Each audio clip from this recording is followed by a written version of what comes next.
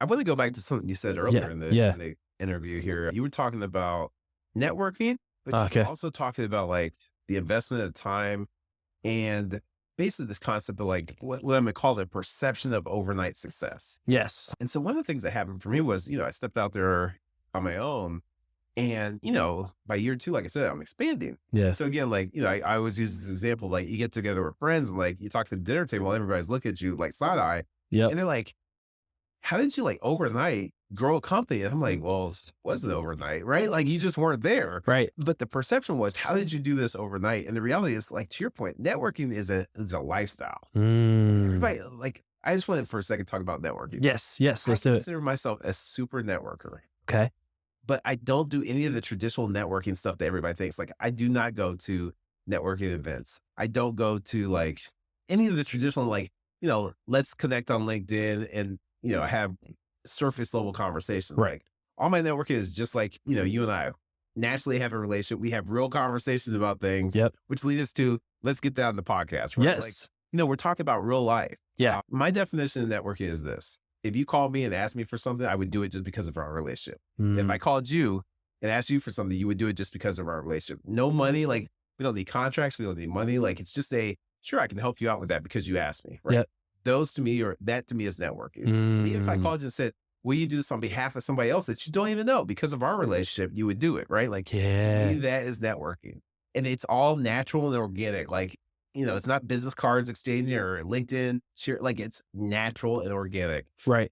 That to me, like, you won't get a mass email from me saying like, hey, Scott Q Consulting's got, available, people, or like, we're looking to build this tangent of a business. Like, no, you will get a personalized message from me that says, hey, Jordan, I know we talked, 6 months ago. Is that initiative still on the table? Are you still looking into that? Love to, catch up and talk. Let's just talk through it. Right. Like, I'd like to see how I can help. This concept of like help first, right? Yes. Like, and I know every entrepreneur says this, and everybody that like works in 9 to 5 hates this. They're like, what do you mean you're not worried about the money? The money will follow. Help first. Like, just say, identify problems, solve problems. The money will follow. It really is that simple. It always does. It always does. And I love your mindset about networking again, because that's been my passion. Yeah. That's the reason why I started Diverse Network. I was like, how can I connect everyone in my network to each other? Yeah. And what could I do to support the multicultural community here in Columbus? What did we need, right? And what did we need access to? And the biggest thing, this is one thing that I've kind of just been on this journey of researching this problem, right? And asking young entrepreneurs, young professionals, young students, what do you need access to? What resources do you need to make your career successful? And number one thing, and I thought it would be like jobs or internship opportunities, but the number one thing that they said is mentors. Number one thing. I would agree with that. And so talk to us a little bit more how you developed the mindset to want to network, because not everyone is like that. Yep. So how did you develop that, or give some advice to people who are looking to say, hey, I want to become a better networker. And also I need to find mentors. So where do I even find mentors and how do I get them in my life? So a couple of things on like, how do I better network, right? I would start with, okay. So again, going back to currency, like the currency of time. Yep. Don't waste people's time. If you ask somebody that's a true mentor to mentor you, think of it like a meeting at work. Like, come with an agenda. What are you asking them to do? Right. If they're a true mentor, they will oblige, but like they want some clear direction. Like, don't just schedule a coffee and talk about like sports events and things. Yep. Truly, like, what are you looking to get out of it? Yeah. They will say, they'll be like, I will make time for that. True mentors will, right? Second thing is like deeper than surface level conversations and relationships. So, you think about all the people at your job, right? Like, have water cooler talk. Again, it's sports, weather, movies. It's not like, hey, I've been in this role for a long time. I feel like I do a pretty good job. Yeah. But like, I really like your like honest 360 review. Like you're someone elevated at our job. I really want your feedback and like thinking down to the, how do I put myself out there so that people notice my work, right? Like, I'm down here. It's hard to get noticed. How do I get exposure to the right people? Like, help me with that, and true mentors, again, will like go out of their way to help you, because true mentors, like, that's a passion project for them. They want to help people because they once were you. Yeah. And someone probably helped them. Like, I think about all the people that I call it reaching over the table, like reached over the table for me early in my career. Yeah. And out of the kindness of their heart, were like, hey, I see you, like, you got the right attitude. You're working your tail off. Like, what you're doing won't get you from here to there. Right. Because you don't have like these one or two little tidbits I'm about to give you for free. Right. Like, it's that type of Mm, mentality. right. And then like it becomes a pay it forward thing because you saw it. Yeah. You then start doing it. Yeah. I do want to bring it to the diversity piece though. Like, Yes. Yes. so specific to, different cultures, like it's hard to find mentors, especially in the entrepreneur space, because we tend to not take as many risks, right? Yeah. And that comes from limited opportunities in the past, right? So like, Mm, I'll speak for African Americans, like there's still a lot of like first year, college grads, yeah. first year, homeowners, like, like all sorts of things that are American staples that these are first generation people, Right. right? And Right. to your point, who you look to for guidance and mentorship. See, sometimes you have to come outside your culture, but sometimes it's Yeah. within your culture. But like, again, like in African American culture, we're very taboo about like sharing anything about what we do, right? Like, Right. we don't want to tell you that like we own 3 rental properties. Right. We don't want to tell you that we own a business, Yeah. right? Because Yeah. people look at you strange. Mm, Or just, people, sometimes it becomes the thing that people don't really want to see you succeed. They want to see if you fall because you're doing something outside the norm, right? exactly. They're like, oh, well, he's not going to make it, right? Like Yeah. that proverbial first 3 months, can you make it out there, right? Like, Right. most people don't have that enough savings Yeah. to support themselves to take a risk. Yeah. But finding mentors is tough. It's Hmm. necessary. The other thing I'll say is finding decision makers to Mm, give you business, right? Like, so you might talk to people that are at your level or maybe one step above, but are they truly at the level to like sign a contract or right. sign for business? Yep. Like to commit dollars to what you're trying to sell. Hmm. That's a hard thing. And, this is why DEI is such a thing right now, because we don't have like a lot of, non Caucasian cultures don't have people in the right decision making Right. positions to sign ink to, Yep. to paper. Yeah. Yeah. Yeah. It's very rare. It's very rare. And that becomes a challenge to success because, again, what I tell you, people that were my first clients were folks I already knew. I just didn't realize the positions of power they had. Yeah. And a lot of that came from like, I'm heavy into the sport of hockey. Yeah. There's not a lot of people that look like me in the sport of hockey, right? Right. Right. It grows every day, but like, quite frankly, it's not where it should Still be. not. Yeah. Yeah. So, those people I knew through hockey, those networks, like I always say this, you pay for the Ivy League degree, not necessarily for the degree of the education, the network, the social network movie really like Yeah. twisted my thinking around that. Like Zuckerberg had an idea. Yeah. His college roommate, like instantaneously was like, let me call my dad, get us $30,000 of seed money. Right. And an idea. Right. Like what? Right. Like I can't.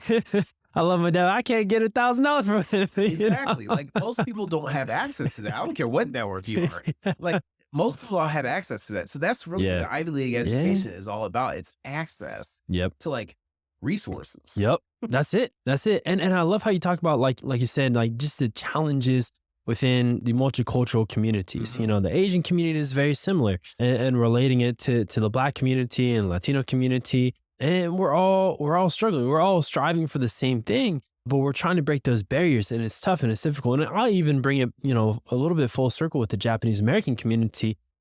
Before World War II, we were very entrepreneurial. We had a lot of farms. We had a lot of ports. We were fishermen. We had my great grandfather. He had a drugstore, Nishizaki drugstore. Okay. And so shout out to Kwan Nishizaki. And I didn't know nothing about him until I read my grandma and grandpa's biography. And then, World War II happened. So they moved to Japan. And during World War II, he had not only his house, but he had his business bombed. And so even before that, my grandpa had to put his mom on the back of his bike and bike to the bomb shelters. And I'm just thinking like that would change I couldn't imagine my business being bombed, my house being bombed, having to put my mom in the back of my bike and bike to a near bomb shelter, and just the likelihood of even me being here. And so for me, I pull a lot of those qualities traits and those character traits, perseverance, but I understand why the Japanese American culture and community played it safe afterwards. And even my grandma, she was put into the Japanese internment camps, right? And like they took billions of dollars of assets from the Japanese American community. And then now, they put back into society. My grandma, she bought the house for $16,000 in Seattle, and now it's worth like over $600,000. Right. And I keep on trying to tell my dad, don't sell, please. Like, don't sell the house. because there's so much equity in the house. But that's the only house that she lived in, and she still lives in it. And it's a very like that type of oppression, right? It changes your DNA, Totally does. changes your mindset. And so then you're taught to play it safe. The safe route is get a degree, get a job, and like be an accountant, whatever it may be. That's like wide breadth of like, hey, if I get laid off, I can go to the next place and get it. They all need accountants, right? Yes. Like, to your point, don't do something highly specialized. We tend to shy away from like encouraging our children to do those things, right? Yeah. Because limited opportunities. And to your point, like the PTSD of like having things stripped away from you, previous generations, right? Because previous generations teach and influence the current generation, right? So, when I think about the African American experience, right? Like, the GI bills, the, reparations in Juneteenth, right? Like the promise of 40 acres and mule, Black Wall Street, like these things have been stripped away from our previous generations. Yeah. How like they're very much like, oh, you got a good government job, like just keep your head down, don't ruffle any feathers, like show up on time every day and don't say a darn thing. Right? That's the mentality. And you get out into the workforce and you realize that the people that make good noise, right? Yeah. Like, they cause good trouble. They are challenging the status quo, but in a good way. Those are the ones that are getting noticed, getting opportunities. You can't go to work every day, show up on time, put your head down. That won't equal success, right? But those are our mentors. That's what they taught to us. And we wonder why we're not like accelerated at the same rate as we should. Right. And talk to us a little bit more, because it's a challenge, being a multicultural entrepreneur, like you talked about, being African-American in the IT world is very rare. And so, what are you doing to change and challenge the status quo and really lift up your community? And it's tough to put your community on your back, but what are you doing to create change in this space? Yeah, one of my favorite things that used to happen annually, and it stopped during COVID, and I'd like to pick it up again, is, I would get invited to like a career day at Northland High School. I know one of the people that's a counselor there, and she would invite me because she's like, I think this would be good for the kids to hear. And, IT is a lucrative field that is like the future for society, right? Yeah. Like everything is technology based these days. And one of the things I really like to relate to the kids, which is very diverse, inner city school, right? Yep. Is there are lots of technology jobs that don't require you to even get a degree. Mm-hmm. There are lots of jobs out there that like a technical, certification, 2 years, whatever, or less, get you in the door for a very lucrative career, right? Yep. And the whole like the space of like contracting, right? So like, companies are very willing to take a risk on you on a contractual basis. Right. And if you prove yourself, then they look to hire you, like contract to hire situations, right? But you can get in for very low barrier to entry. Yeah.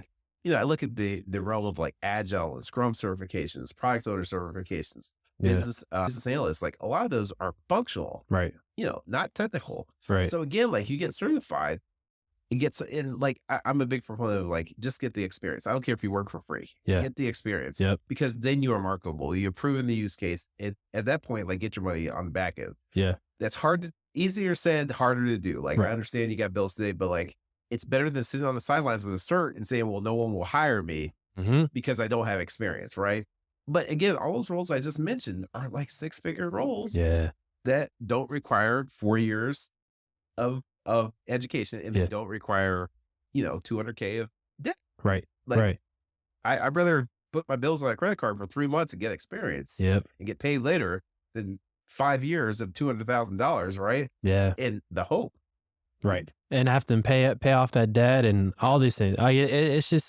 It's a grind. It's not, from what I've seen, it is not the dream, the American dream. That's not how we achieve it, in my opinion. No, I'm right there with you. It's a subtle form of financial slavery. I mean, like people tell me about paying mortgage level, like, student loan payments. Yeah. So think about that. Like you're 3 to 5 years out of college, you got a mortgage in your student loan payments. You've got a mortgage in your actual mortgage probably. And then you've probably got a kid or two, which is another mortgage payment or two in childcare. Yep. So, we just laid out 4 mortgages and nobody has eaten.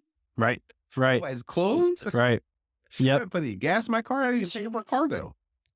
keep the electricity on. Like we haven't even talked about that. And you know, like you said, I mean, weddings are $50,000, Yeah. cars are $20 to $50,000. Like all of a sudden, we're $500,000 in debt. Yeah. No wonder we're working. We got to work a job because we got to pay that bill Exactly. every month. Which is a stress all in of itself, right? Yeah. That becomes a stress of Yeah. how do I now like continue to like grow? I have to push myself in my career, which is a bad cycle too, because every time you go up in your career, you know, for a typical employee, right? Like you get maybe a 10% bump if you're at the same company Yeah. for probably 25 to 50% more work. It's a bad cycle of like never getting out, right? Like it's another Yeah. type of technical debt or debt, you know, Yeah. that becomes a sort of stronghold on your life. Absolutely. Absolutely. And I know, you know, we want to increase diversity in the workplace, right? Yep. But what I've realized, it's a lot bigger challenge and it's going to take a lot longer. It's going to take an investment into the pipeline, the talent pipeline, and developing young professionals and entrepreneurs and leaders. It's going to take a lot longer. And that's what we're doing at Diverse Network. We're launching a development program, career development program, which I'm excited about. And we're also launching a mentorship program. And someone like you would be a phenomenal mentor. We need more people like you in that space. But not only that, so in your business, I know, you know, one of my dreams is to continue to, you know, looking into the multicultural communities and provide jobs. Like I want to, and not only just like a status quo job, but I want to provide a job that liberates them, gives them financial freedom, and allows them to do what they want to do in their life and live out their purpose, right? Talk a little bit more about, you know, what that looks like for you and what challenges that you're experiencing hiring diverse talent. Yeah. So this is a big talk in the recruitment realm, which, you know, I know tons of recruiters. I talk to a lot of recruiters all day. And, you know, especially in like the consulting slash contractual space, right? Where it's not, you know, you're hired and you're hired until basically you get fired, laid off, or you decide to leave, right? Like Yep. it's very much like client need based. And after the client need goes away, you may or may not like have a role Yep. for a given company.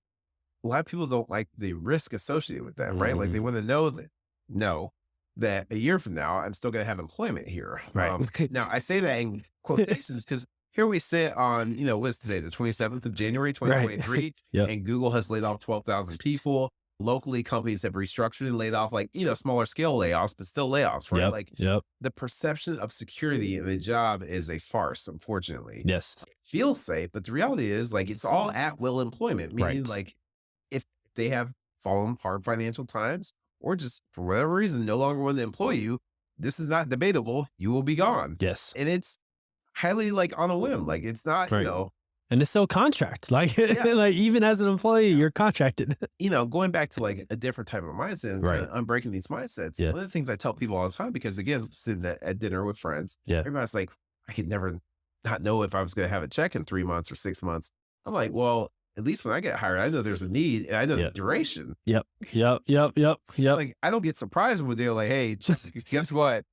They're gone. Like, you know, we didn't have the quarter we expected. We got to do some layoffs. See you Yeah. next time. Maybe. Right. No, like I know there's a distinct need. There's there's scope of work.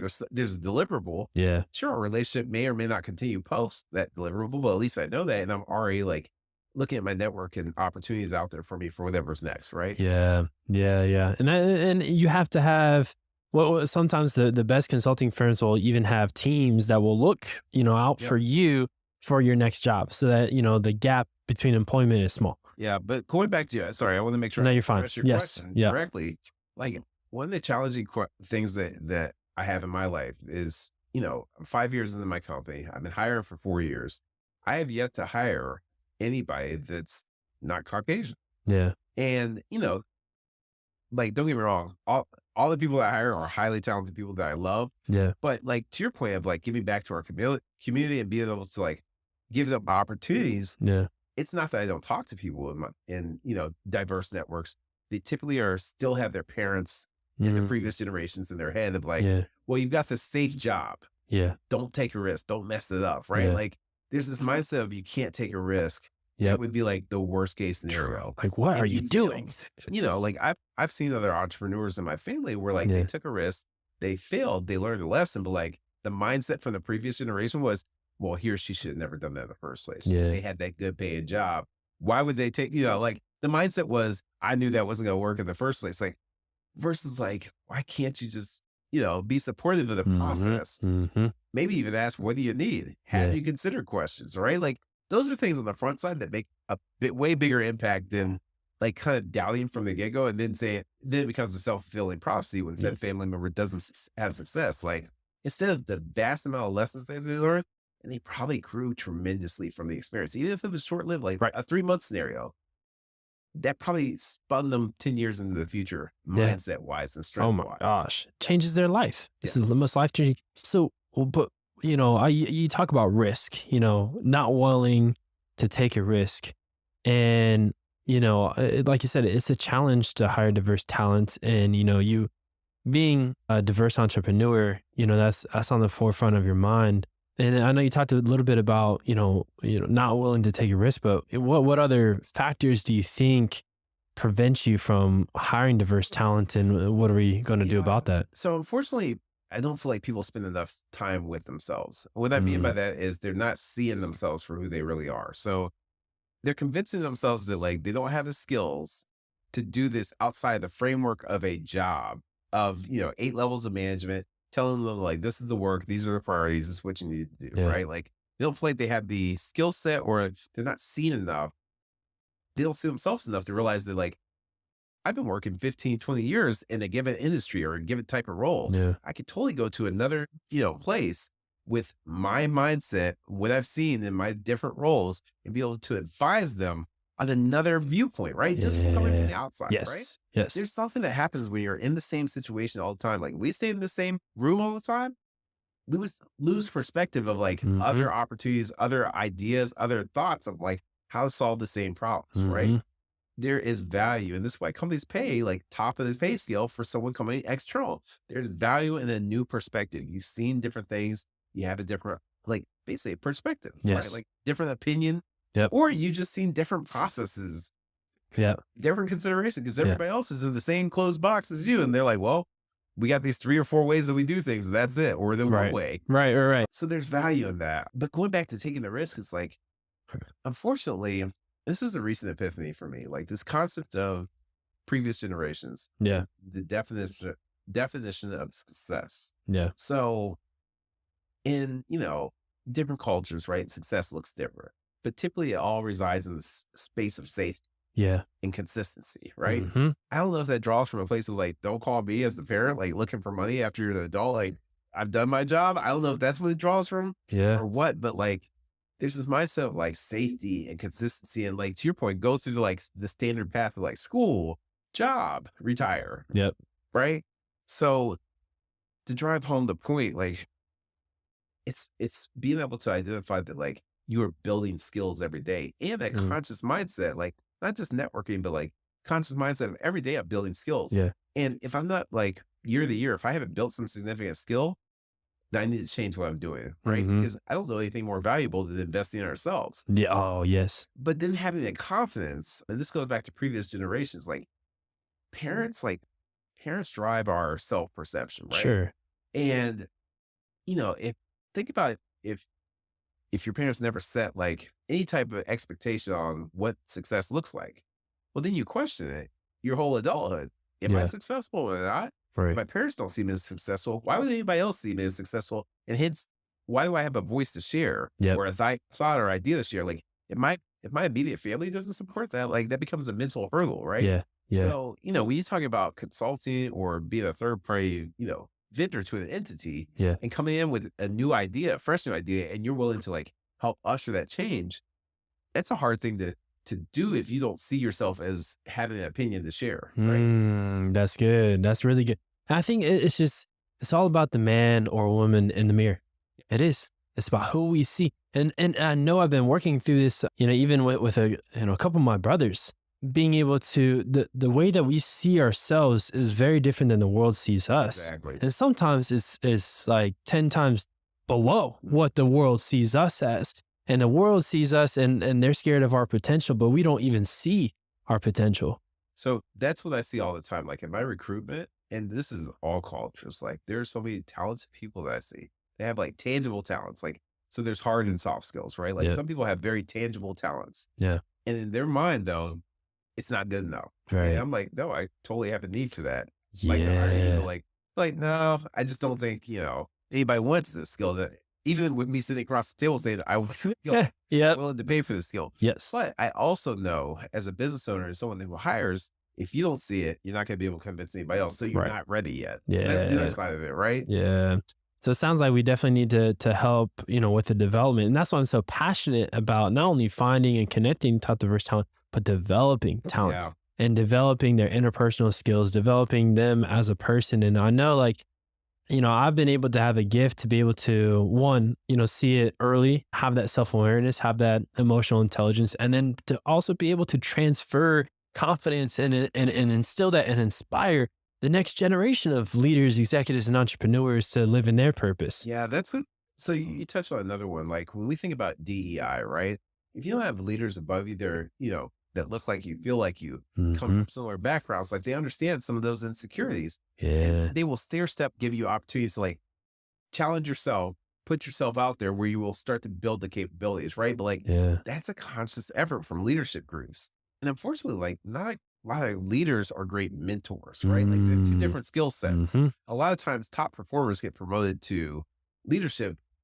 The ability to produce a tangible good is different than the ability to coach and mentor. Yes. And really that's what you want in leadership. You want Yeah. people that like aren't insecure about like their skill set. They know enough, but they're good at coaching a team that does most of the Hmm. work, right? Like Hmm. their job is strategic prioritization and setting the work for that team. But like they hire right and if they coach right, quite frankly, their job becomes a lot easier Oh because yeah. those people will want to own it. They will want to like manage it and they will want to make it as optimized as possible, right? Like Exactly. they have to be told they will be setting the tone of like, hey, we really should have monitoring in place for this, or we should have a process in place for this, or backup plans to backup plans to backup plans so that Right. like you as the leader aren't getting called on the weekend when something goes bump in the night, Yeah, right? exactly, exactly. And like when you talked about like ownership, like taking ownership is the key to wealth. But Yeah. what a lot of people don't see is, you own assets, like physical assets. You got to own yourself first. Right. Own your career asset. You got to own your time, your health, and your name. And your name is your reputation. What's your reputation is your brand. It's your brand. And if we start thinking of Yep. ourselves as a brand, which we are, then we act Right. differently. So think about this. Like, everybody loves to rock a pair of Jordans, right? Yep. Like they're putting on a pair of Jordans all day. That branding, right? Like it's associated with like greatness. Yes. So like, why can't people just wear their own brand to your point every day and facilitate that, like that consistency? Because people start to take notice. They're like, and that's how trust is built, right? Yes. Through vulnerability, like, and consistency. Mm-hmm. People see that enough, they will be like, I know what I'm getting every time I talk to Jordan. I Yep. know exactly what I'm getting Yep. because he has shown me that through vulnerability and through consistency. Yeah. Some of that vulnerability is that feeling that we're talking about because they're going to see you fail. Yeah. They're going to see how you approach failure, Yep. how you learn to apply, right? Like Exactly. people don't understand the power of vulnerability. That's it right there. That's the first step to building trust in a relationship. Yeah.